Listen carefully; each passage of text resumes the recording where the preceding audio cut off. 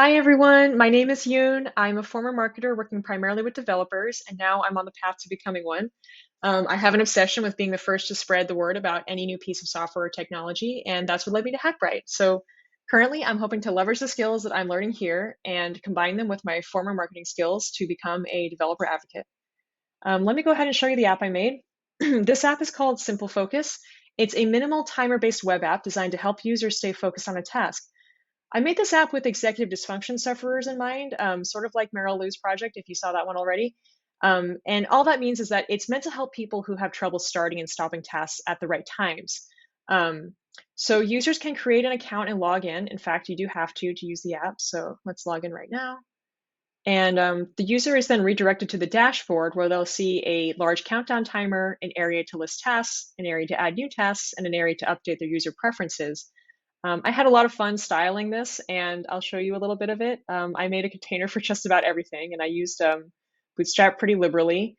So for example, like here's this task container, which is for this whole task list, and then there's this task card container for each task card. And yeah, that was super fun. But back to the meat of the app. Basically, the way this works is that users are able to add tasks to this list that they want to complete. And then once that's done, they're able to start using the timer to moderate their work and break times. So let's just look at this first example task. It takes about 120 minutes. I've already filled the user preference for the work session time with 120 minutes. And when the user is ready, they would just press work session, fill the timer, and then they would press start timer. And when they press start timer, what's actually happening in my front end logic, I'll show you really quick, is that that start timer button is attached to an event listener, which calls this primary timer control function called setup countdown timer. And what this function does is it calculates the remaining time that needs to be in the timer in minutes and then populates that HTML element with that amount. This was probably the most fun thing to build in the entire project. And I especially liked building this one helper function for it called update timer display, which every second will go and see how much time needs to be remaining, or how much time is remaining, how much time needs to be displayed in the timer, and it will update that HTML element with that new time. So I took this approach because I wanted to derive the data every second instead of relying on an older calculation that could, accrue errors with time or anything like that. But yeah, that was super fun. And then the other thing I want to show you is that this app actually has a light and a dark mode. So if you're working at night or something, you can still stay focused.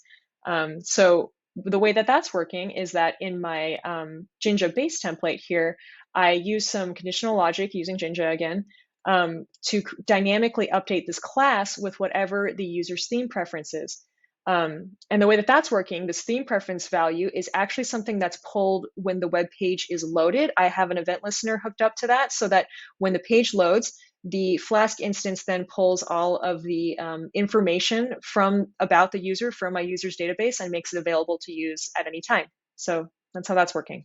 Anyway, that's my presentation. Thank you so much for watching, and please definitely reach out. Okay, thanks.